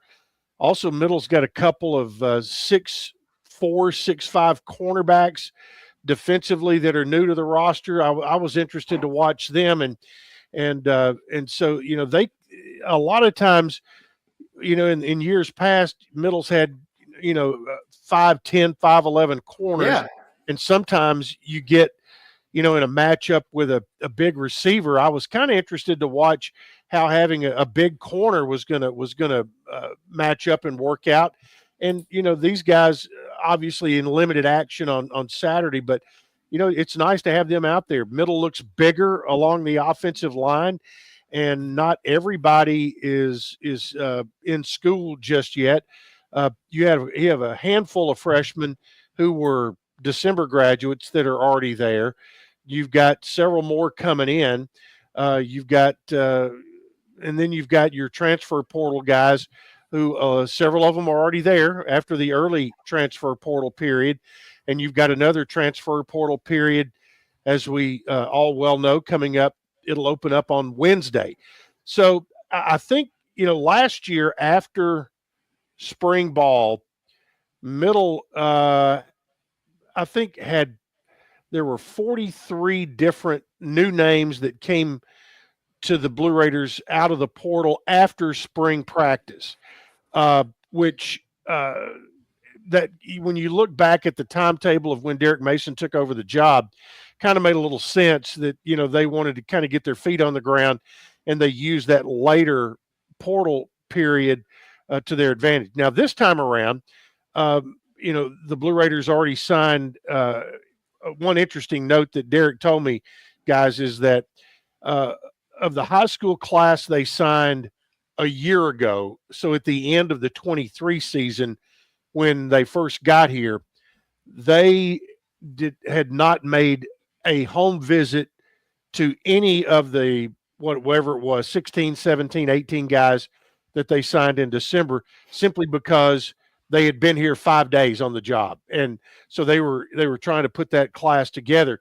This year, of the 16 or 17 high school kids that they signed, they had made home visits in every one of them. Wow. So they had that. They had the other portal period where they had more time with. So this year, the expectation is that you may have about 10 faces that may change after in the late portal period. So that's what's going on there. We saw a lot of special teamwork. It was a very controlled, scripted type practice with scrimmage periods placed throughout. So I think they accomplished what they wanted to do. 15 practices, and I heard Coach talking to the team. Everybody taking a knee at the end of practice on Saturday, and basically said, they'd had a solid spring, and he was proud of their efforts, and just kind of set the table for what was coming next, and that would be, individual workouts, strength conditioning, things like that. Absolutely. And Chip kind of walked in there, but I was curious. Derek Mason hired, early December in 23, so we got the spring in last year. Is there still kind of a little element of just getting familiar? Did he? I imagine he had to feel a lot more comfortable this go around, and certainly probably everybody else. I think so. And I think a year ago in that December, and it's interesting. Derek is a guy. He does not. Derek uses words and specific words on purpose. And he, one of the things he has done, he has gone and he now calls the December signing period, which typically is going to be mostly high school players. Mm-hmm. And he calls it the draft. That's what he calls the December signing period. He calls the portal periods free agency. So he's kind of given it the NFL nomenclature there. But I think, he talked about it a lot, right? When they signed that December class, that he felt really strong about that group. And it was pretty heavy mid-state kids too. There was a ton of mid-state kids in that signing period, but he talked a lot about, knowing the character issues, all of that kind of stuff much more deeply in each one of those guys, other than, a year earlier, you almost had the feeling, okay, it's signing day. Somebody fired a starter's pistol, and and we've got scholarship papers coming in. So, I think they felt much more about it, much more strongly about it, and in particular because the staff had been together for a year. There were no major changes in his staff from year one to what we are now going into as year two. Doesn't mean there won't be at some point during the summer if some job comes open somewhere, but this group is going to be together for a second straight year. And from a continuity standpoint, in particular, when you look at the offensive coordinator, defensive coordinator, and you have the luxury of having a starting quarterback return who is talented, that I think that bodes well. Does it mean you're going to win 12 games next year? No, but I think you go into it feeling much more confident about and knowing your group much better. You've got a running back in Jaquel Middlebrook who's kind of solidly at number one right now, and you're having position battles as you mentioned. I think at a lot of the backup positions, the guys who are returning at quarterback, running back, in a few other spots, Jonathan House at linebacker, some of those guys, Parker Hughes. I mean, those guys are kind of entrenched, and so a lot of the battles are either number twos or in positions that do not have an incumbent starter coming back. Chipper Walters joining us on Main Street Sports today. Wanted to switch gears and talk a little bit about baseball. Got a big series coming up against Western Kentucky over the weekend, facing off with Belmont tonight. Some of my local viewership would probably be interested to hear your takes on this. Brett Vondelin, former Full Count Rhythm member over the summer, played in the Prospect League with Full Count Rhythm. He's hitting .310 with I think it's 14 home runs. Yeah, what's his jump been maybe from last year to this year? And really, I think there's no magic elixir that's been there. I think just solid time in the cage over the winter. They're fortunate they've got a great indoor facility where he can get swings in every day. And Brett Vondelin has been, he's hitting with a ton of power this year. Middle's hit a good bit of home runs, and Vondelin has been right there at the beginning of it. This past weekend, Middle had Louisiana Tech, who was leading the league at home, and they had a one-run game on Friday that went Tech's way. Saturday had an absolute gut-wrencher of a loss where they had a 5-run lead going to the top of the ninth and had 3 errors and 2 home runs given up in the top of the ninth and ended up losing 10-8, but came back on Sunday, to their credit, bounced back, got a complete game from Chandler Alderman and had 10 strikeouts on the day, and got a win and to salvage a win out of that series. Now they've got a big series against Western Kentucky. One of the real secrets maybe in college baseball right now is that Western Kentucky has the lowest team ERA of anybody, not in Conference USA, but in all of Division I college baseball. So wow. They have put together quite a year. They started off, I think, 21-3, and they're right there around the top of the league as well. They're coming off a road sweep of Liberty.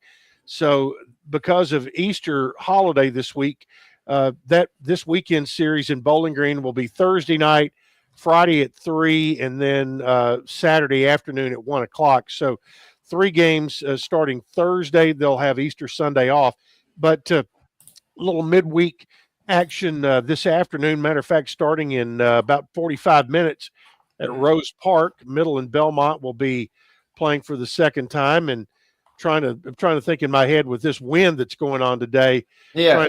Trying to get in my head which way Rose Park is situated, whether it's going to be a good day for hitters or a good day for pitchers. So, but somebody's going to have an advantage.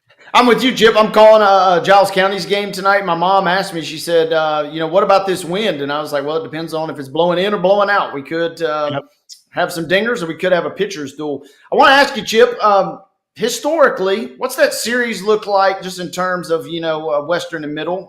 One team got the better of the other in your mind? Well, in the last few years, Western has had the better of it.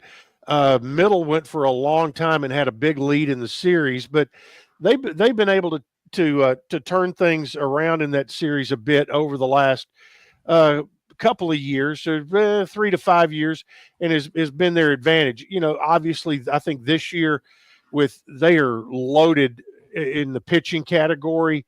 It's going to be, like I said, Middle's had a good year at the plate. So it's going to be kind of the irresistible force against the immovable object a little bit here with Western's pitching against Middle's hitting. But I think the key to this series may be what is Middle's starting pitching going to do in this series, because Middle's had good starters, and where their downfall has come a lot of times is if the starters get knocked out and you had to go deeper into the bullpen. That's where some of the issues have come. The other thing is the Blue Raiders must play good defense on the road this weekend at Nick Dennis Field in Bowling Green. Like I said last week, had a game in the bag, had a 5-run lead going to the 9th on Saturday, but committed 2 major errors to start the top of the 9th inning that just opened the floodgates and allowed Louisiana Tech to get a couple of gigantic home runs that all of a sudden turned a 5-run lead into a 2-run deficit. So, you've got to play solid defense and get good pitching. And, breaking news, that's nothing any different than any other weekend. It's the recipe that tends to work. Those little things go a long way when you're out there on the diamond. Chip, speaking of diamond real quick, give us the latest on softball. Last we spoke, they were clubbing home runs at an insane clip. Has that trend continued? It has, but their streak was actually broken at 23 games. Okay. They in the middle game of the series against Western Kentucky, they won 2 out of 3 against Western last weekend. But the Saturday game, they were held without a home run. They did come back, hit a couple of dingers on Sunday. So they have hit home runs in 24 of their last 25 games. Oof. They don't have a midweek game this week, but will be at home against Jacksonville State for a conference series this weekend. And, I don't know if you've been to the softball park at Middle. It's over on the backside of campus near the campus. Not in a while. Yeah, and they've really done a lot of work on it. It's got a video board. They redid the stands, and that place was absolutely jam packed all weekend. And of course, if Middle and Western play tiddlywinks, it's gonna draw a crowd and a crowd that will have high emotion, and that was the case last weekend. Middle has a player who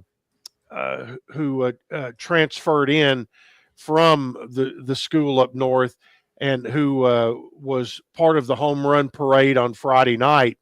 And there was a little bit of yapping, maybe a little gamesmanship.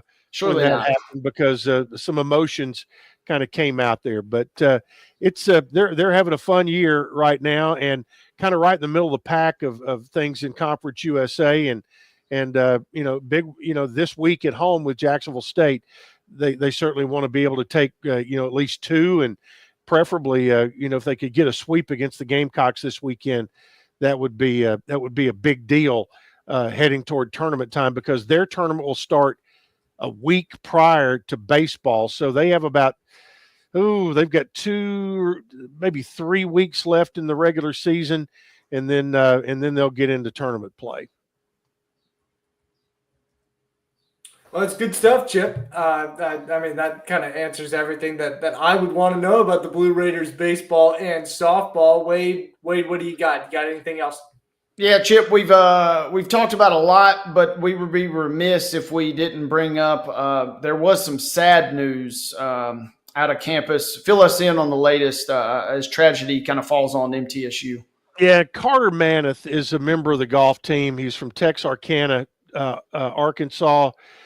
And last weekend, the middle men's golf team was playing at the Tar Heel Invitational over in North Carolina, and Carter's dad and his and I think I have this correct. His parental grandparents were in a private plane flying to over to North Carolina to watch, and their plane went down in the Cherokee National Forest, down around in Polk County, down around Cleveland, Tennessee, down that way.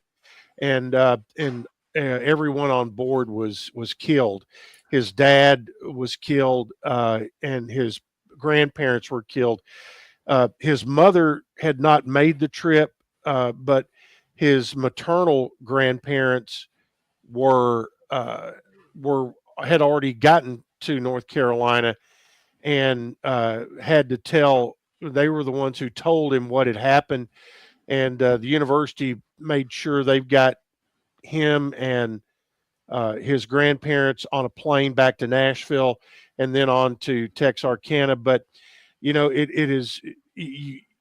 We've had some situations. I think back, about 12 years ago when we had a women's basketball player, Tina Stewart, who was murdered.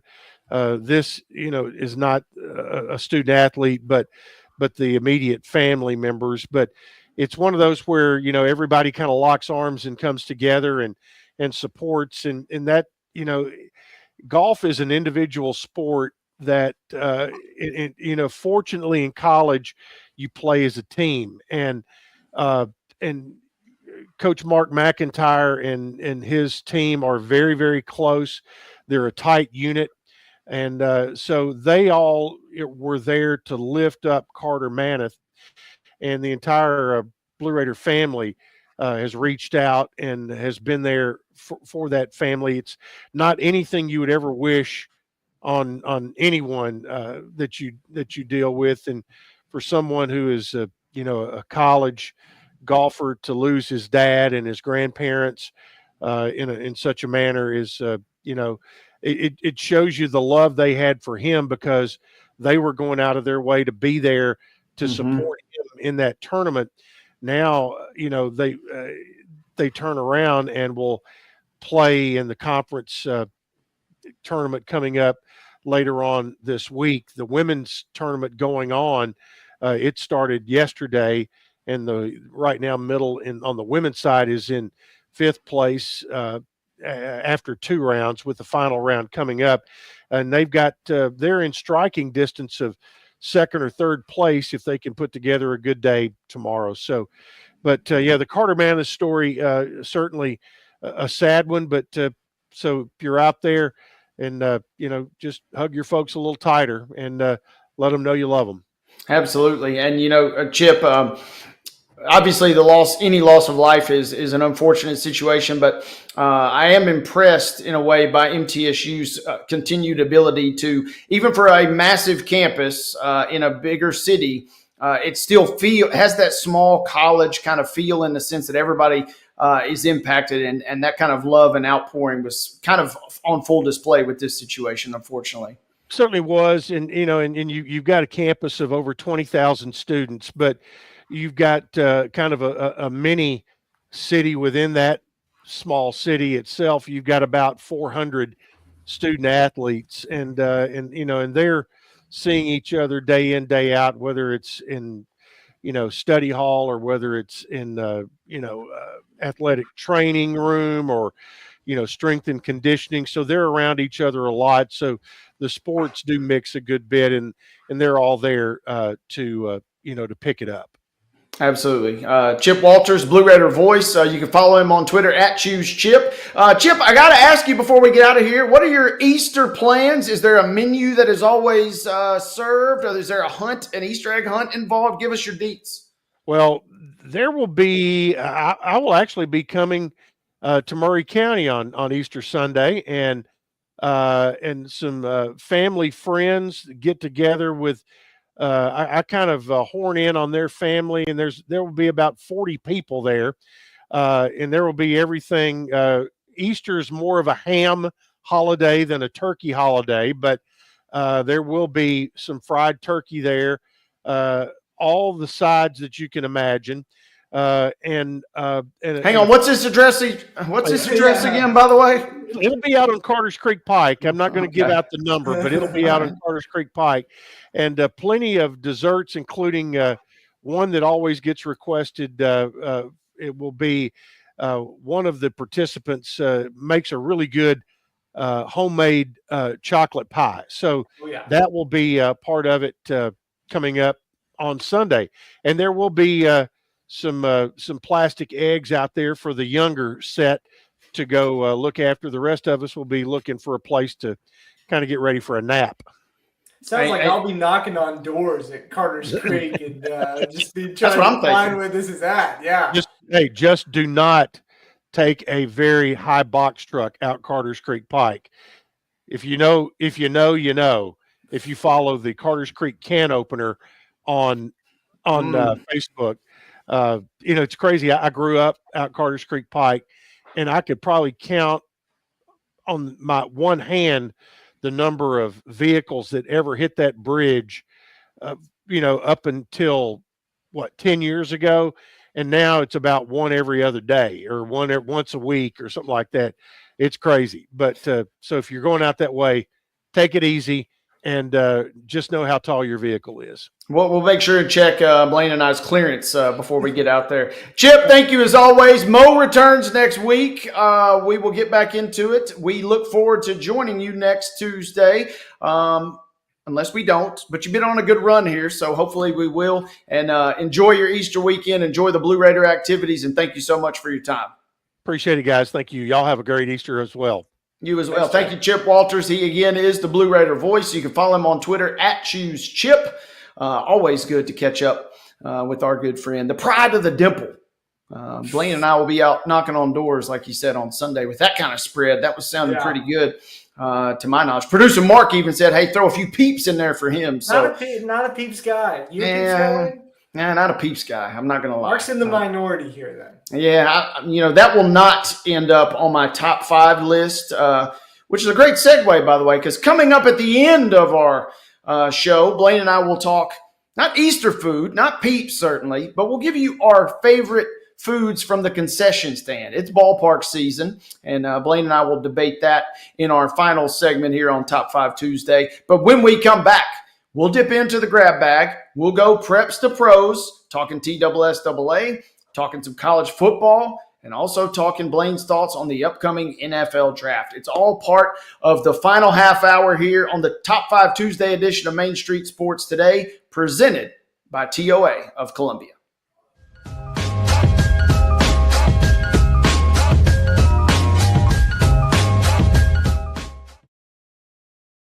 Hi, I'm Riley, a certified physician associate here at Premier Foot and Ankle Centers of Tennessee. We have a couple locations, Murfreesboro, McMinnville, as well as Franklin. We treat people of all ages. We're excited to get you back on your feet and hope we can help you today. Call us today to schedule an appointment. We look forward to seeing you. Because here at Premier Foot and Ankle, we believe that the journey begins with happy feet.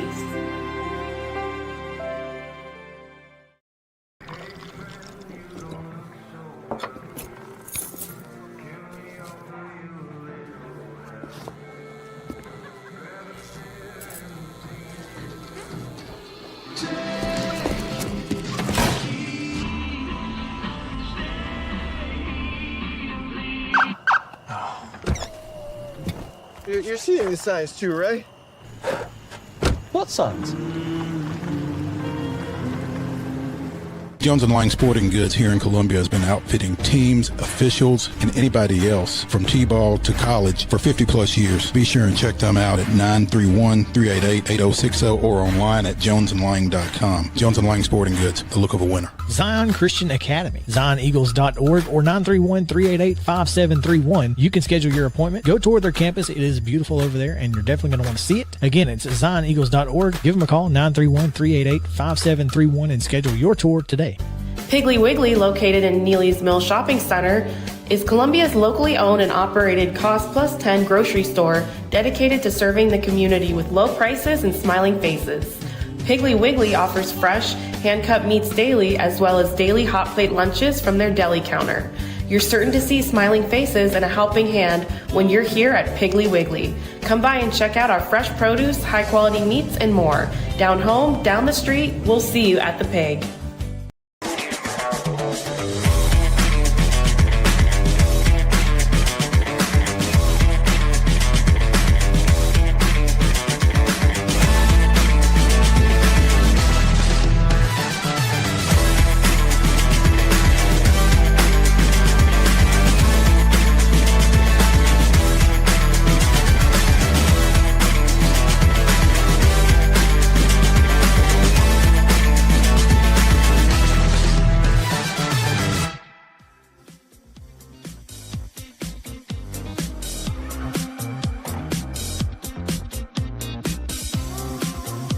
Hour number two. Yeah, hey. Hey, Neely. Yeah, what's up, Blaino? Hour number two of Main Street Sports today, presented by TOA of Columbia. Producer Mark Rogers making the magic happen, keeping me dancing. I'm in a vibing mood here today. But it is the grab bag, Blaine, and man, we've got a lot to get into. Don't even know if we'll get into all of it. But I do want to start because this was a story that you yourself. Man, it's not every day, folks, and this is why we love having Blaine. This is why we love having our colleagues at Main Street Media join us. Not every day that you just get to break news and come on the show at the same day. Leave some for the rest of us, partner. But tell us what is going on and the news that you reported today as Good Pasture made an announcement. Yeah, it was a good hat tip to David Wilson once again, who got the scoop on this and passed it along to me. Good Pasture hiring its next boys basketball coach and Ensworth assistant Holden Mobley. Mobley played at NBA, won a state championship, which was later vacated from NBA in 2010. He was a Mr. Basketball finalist, was the state tournament MVP in 2010. After that, went to play 4 seasons at Belmont. Was in 3 NCAA tournaments, appeared in all 3 of those in the latter stages for the Bruins. He went on to assist at NBA for a few seasons. Then after that, made it over to Ensworth, where this past year he coached Tennessee Gatorade Player of the Year Jonathan Sanderson, and Ensworth, of course, making its first Division II AA state semifinal since 2019. So resurgent year. Leads to this opportunity for Mobley. He also coaches for the Nashville Stars and their Under Armour circuit. Seems like a pretty good hire. We'll be talking with him once I get off the show today, get some quotes. But yeah, I mean, I think you wanted a guy who knew how Division II worked. For the success that Good Pasture has had, you had to find somebody that kind of had an idea of how to play in this league, even if it's a step down from D2 AA.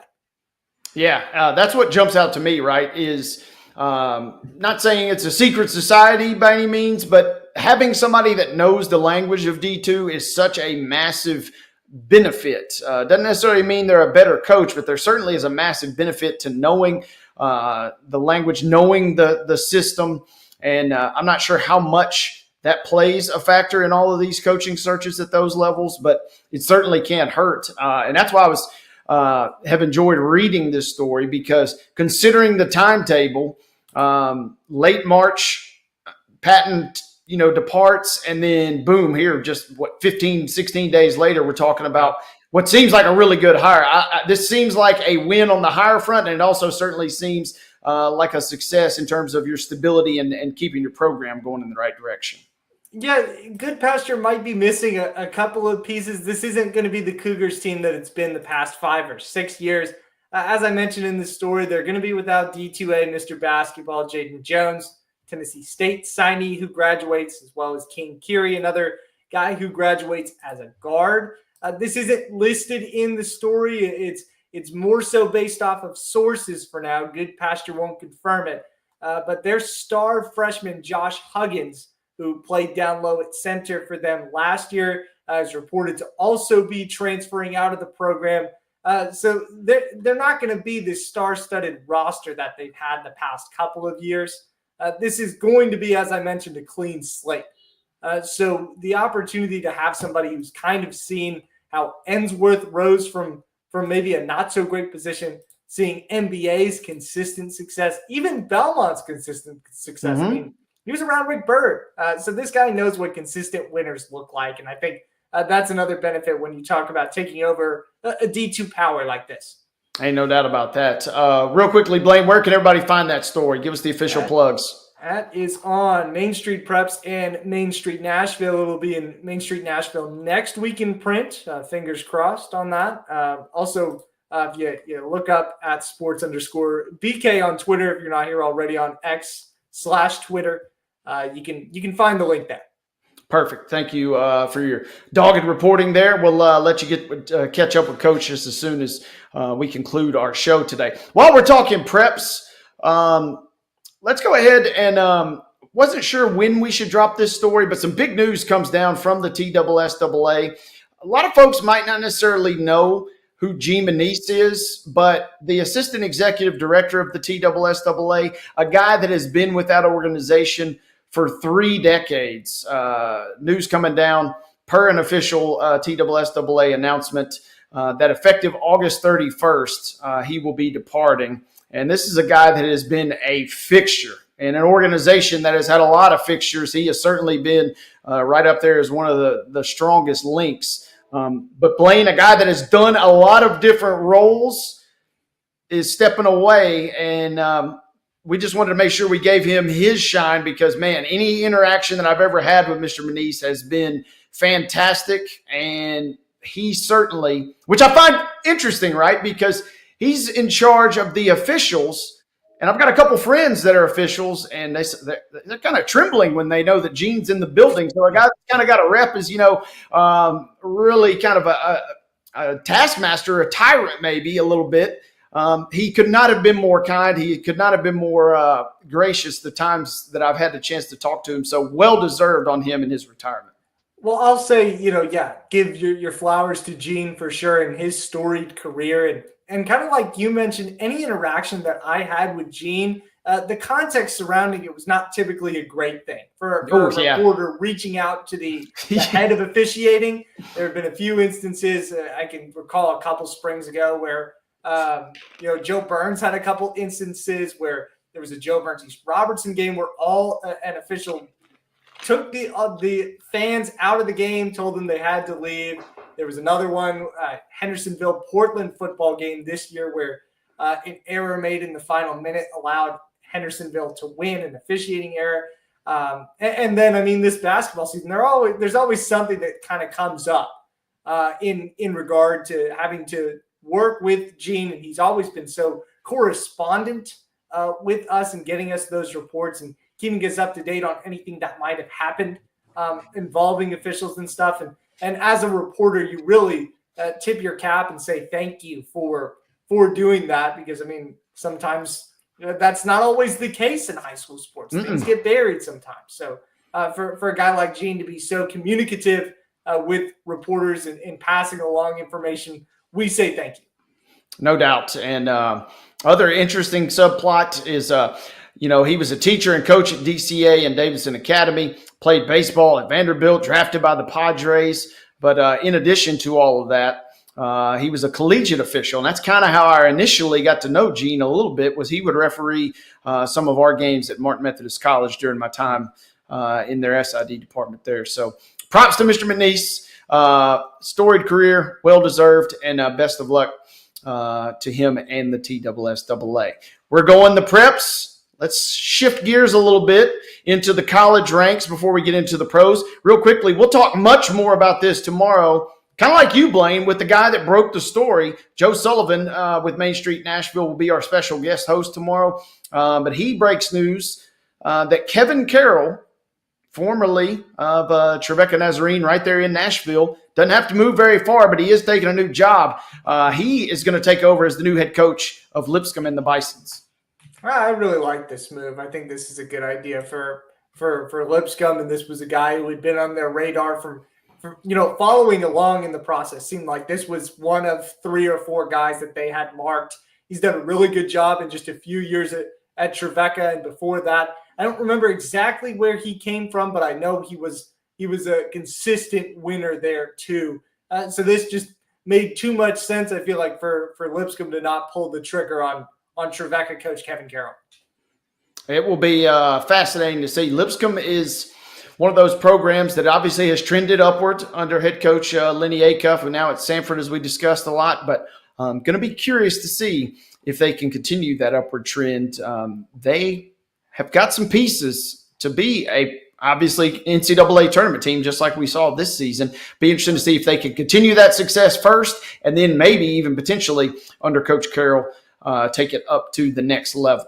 Speaking of college athletics, Blaine, a story that caught my eye not too long before we went on air, but it sounds like the University of Colorado, make of them what you will, both past and present, but it sounds like the University of Colorado is getting ready to announce 2 jersey retirements, not necessarily of guys from yesteryear, not even necessarily of guys from last decade.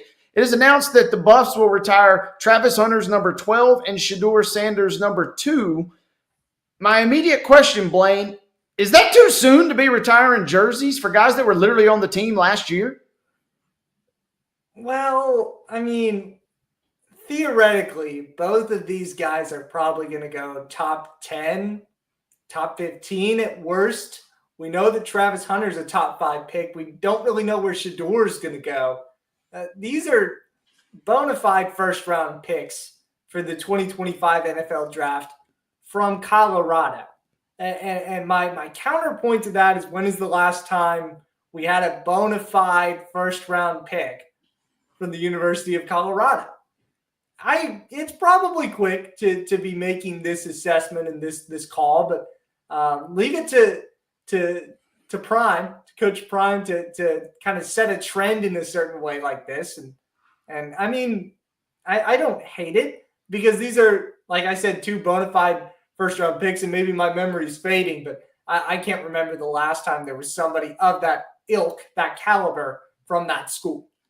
I'm with you, and I feel, man, I feel old, kind of almost. My immediate reaction, not necessarily with Hunter. My thing with Hunter's jersey, he won the Heisman. That almost, in a way, kind of qualifies you for just automatic exemption status almost. Like you're automatically. Sanders, I'm on board with, but man, just right after he leaves, regardless of draft position, it felt a little, like I said, get off my lawn-ish on my part, but I just was, the timing of Sanders felt a little too soon. But both of those guys should have their jerseys retired, I think, by that say school. In the long run, they both should. You're just saying for sure that Shedeur's is too early. I think Shedeur's just, if I'm going to nitpick here, but I also have no problem. Yeah, and I also get it too, I guess, they're so synonymous with each other, you got to almost kind of do them both at the same time. Yeah. So, I mean, I kind of get it, but it just kind of caught me a little bit. And I haven't checked any social media chatter. I'm sure there are #takes out there on this. You did ask about this. 4 numbers in the 135-year history of Colorado football have been retired. The number 24, which was worn by Byron White in the early 30s. Number 67, Joe Romig of the late 1950s. Number 11, which was famously worn, as I'm sure you will remember, watching Bobby Anderson in 67 and 69, Blaine. But one that we might be familiar with, certainly, number 19, Rashawn Salam, who was a stud in the early 90s, also Heisman winner. So those are the jerseys that are retired. But Colorado continuing to make some headlines even before the draft, which, speaking of which, I want to get your thoughts. I want to get the latest scuttle from you, Mr. Kellar here. As a member of the Tennessee Pro Football Podcast here on the Main Street Sports Network, we'll call it. But as a member, what's the latest chatter? What did you guys talk about? What are the Titans? There's no way they're not taking anybody other than Cam Ward, it feels like, at this juncture, right? Yeah, throughout our drive to the draft on the Tennessee Pro Football Podcast, we've had some experts come on. And in the early stages, the thought was trade back, team trade back. You know, get to 5, get to 6, get a bundle of picks, wait for next year to get one of those pristine quarterbacks in the class. Then the thought shifted to Travis Hunter is the bona fide number 1 athlete in this draft, so you should take him number 1. The thought was also Abdul Carter is the bona fide number 1 athlete in this draft defensively. You should take him number 1. But I think as we've drawn closer and closer, there's been little doubt that number 1 selection is going to be Cam Ward, Miami out of the quarterback out of Miami. Did I say the Miami out of quarterback there? I think you were going there. We're nearing 2 hours here. My brain's turning to mush. The quarterback out of Miami, Cam Ward, seems to be the consensus number 1 selection. In our last Tennessee Pro Football Podcast, we spent a lot of time looking at those later round selections that might make a difference for Tennessee. Former friend of the program, Chris Yao, former Main Street Media digital publisher, regional publisher, put in his take for Clay Webb, the Jacksonville State offensive lineman. Kyle Williams was a guy we really liked out of Washington State, the receiver who has connections with Nick Holes and Cam Ward. Finding a guy that might have some familiarity across the board there. There were Femi Oladejo, a UCLA edge, a guy who kind of transitioned from linebacker to edge, might be worth a look there. It really all kind of boils down to if the Titans find a way into the second round or if they stay in the third round and hope that one of these second round talents falls. Absolutely. And, we've kind of gone in a full circle, right? The Titans, when you get that number 1 pick, you immediately think a quarterback in almost every single draft. That's kind of what you initially think. And then we talk ourselves into position here, position there. And the Titans have kind of done this full circle where now we're back to the quarterback position. I guess the real question is, we just talked about Shedeur Sanders, and there have been some rumblings, maybe going to go work out for the Giants just when we thought maybe the Giants were settled at quarterback. If they're in the market at number 3, if you are the Giants, is there still any chance? They seemingly are the only team at this point, save for maybe the Saints. Is there any chance still of a trade being out there for the Titans in your mind? Well, Cleveland, of course, being that number 2 team, having signed Joe Flacco again and having Kenny Pickett on roster, that's not an option. The Saints would take pretty much everything that they have to jump from that, later, I think it's, around the 10 range to get to number 1. That seems like too much of a haul considering they're already in a very, very bad situation. The Giants, from what I kind of picked up on this situation, it feels like an owner trying to make more moves than the front office, the rest of the front office and the coaching staff. Because you've already signed Jameis and you've already signed Russell Wilson. So then you're going to add a third quarterback to that. It doesn't make a lot of sense, even if Cam Ward is as quote-unquote generational as people think he is. That's still left to be determined. You've got 2 solidified options that have served as quality quarterbacks in the past, in Jameis and Russell Wilson. And if it goes haywire, hey, you get Arch Manning next year. That's not that bad of a consolation prize. If it were me, if I were the GM of the Giants, I'd stay put. I'm kind of talking myself into that as well. It caught me off guard more than anything, that the fact that they were still maybe kicking the tires on Shedeur Sanders, and then now I'm starting this circle all over again of maybe maybe it goes toward the Giants and Saints having some action, right? That they trade into a deal. Saints move up to 3 and get the quarterback that they want. And then the Giants move back. Shador's probably going to be there either way. I mean, the rumblings are also that Jackson Dart might supplant Shador Sanders as the number 2 quarterback in the draft. And if that's the case, the Giants really like Shador. You're not taking as much of a risk to get him at 10 as opposed. Now you're missing out on Travis Hunter probably, which could be a huge, detriment to your franchise. But if you're really in love with Shador and you can get him at 10, I don't think that's the end of the world.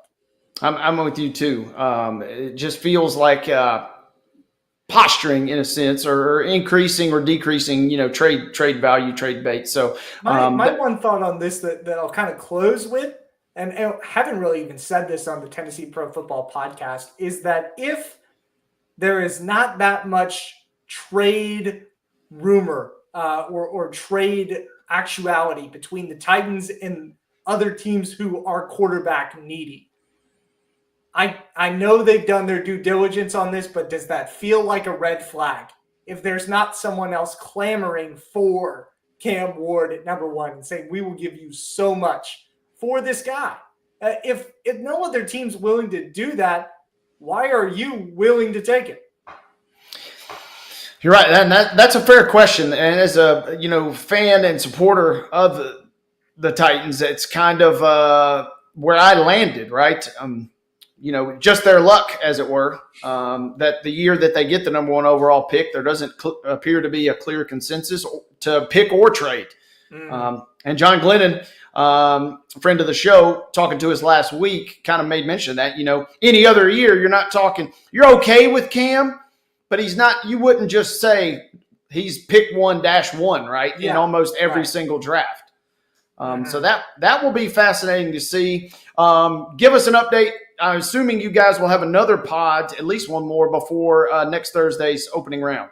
Yes, we will have one more on Monday, kind of recapping all of the guests that we've had, the draft experts that we've brought onto the show. And then we will have complete coverage of the draft going from 1-1 all the way to the end of the weekend. Terry will be at the facility. I might be there too. We don't really know, haven't hashed out that plan yet, but we will have plenty of coverage coming on TitanInsider.com and with the Tennessee Pro Football Podcast. Looking forward to that. Again, it will be busy next week when the NFL draft does crank up from Green Bay on Thursday, and the Titans are on the clock. Whether they exercise that pick seems inevitable that they will take Cam Ward, but who knows? A lot to be determined between now and then. Final break, final segment coming your way here on Main Street Sports Today, presented by TOA of Columbia. When we come back, Blaine and I will close the show with Top 5 Tuesday, and it's ballpark season.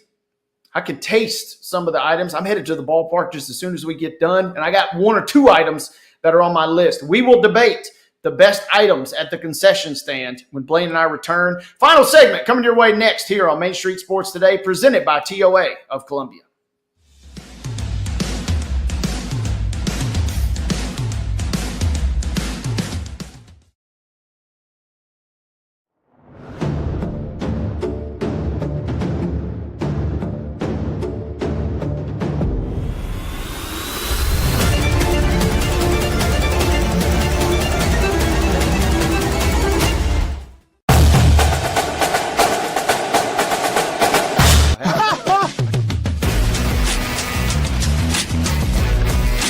Hey, let's go Stros.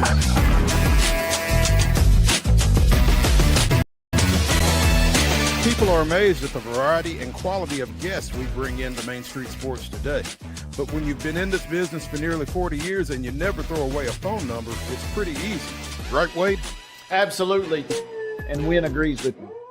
Check out some of our guests featured on Main Street Sports Today. Step back and catch my breath. But I expect nothing less from you, big boy. Let's get going. We make it work pretty good. So the fans are tremendous. It's fantastic. It was really amazing. Yeah. From preps to pros, you never know who's going to stop by, so be sure to listen to and watch Main Street Sports Today from 2 to 4 p.m. daily on the MSM TV app.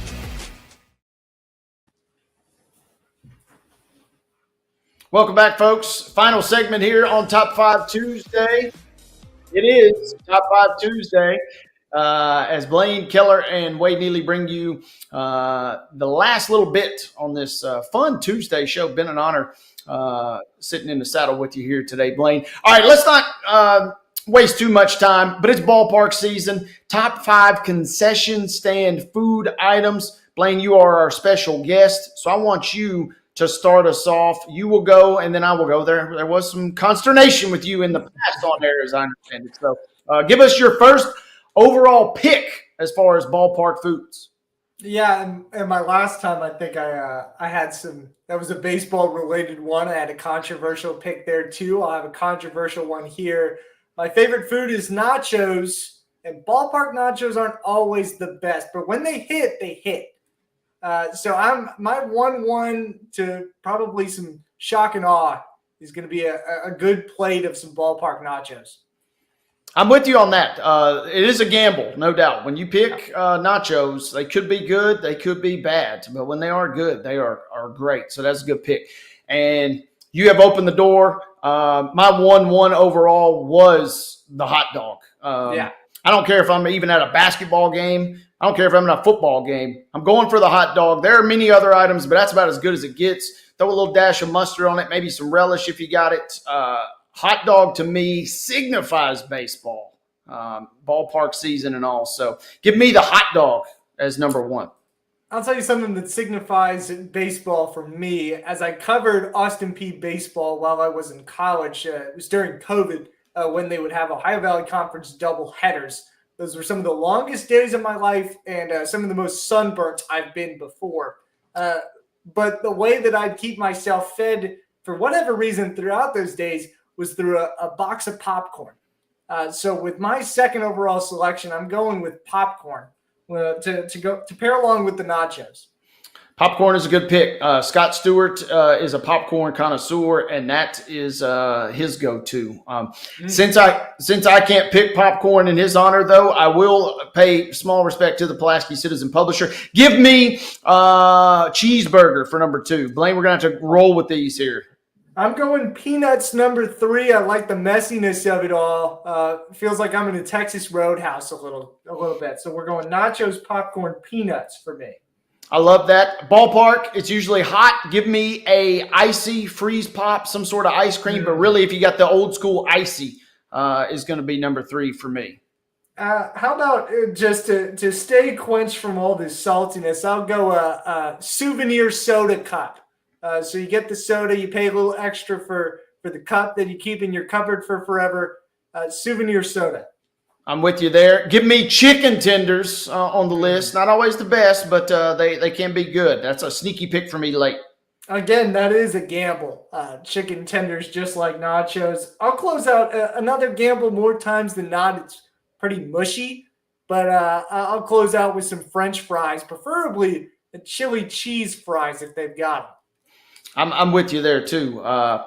A little bit of a cheat on my last pick, but I'm going with the ice cream helmet, only in the helmet if possible. Oh. Not every. It's kind of a cheat because I said the icy earlier, but give me all the sweet treats, I guess. How did I not even think of that? That's a great pick. Stay wise, young friend. Blaine, I'm sorry we ran up on time here, but thank you for joining us today. Best of luck with this week and the draft, and have a happy Easter, my friend. Thank you, Wade. Thanks for having me. Glad to be here on Main Street Sports today. Blaine Kellar with us here today. Wade Neely saying so long. We'll see you tomorrow. It'll be Wild and Wacky Wednesday on Main Street Sports Today, presented by TOA of Columbia.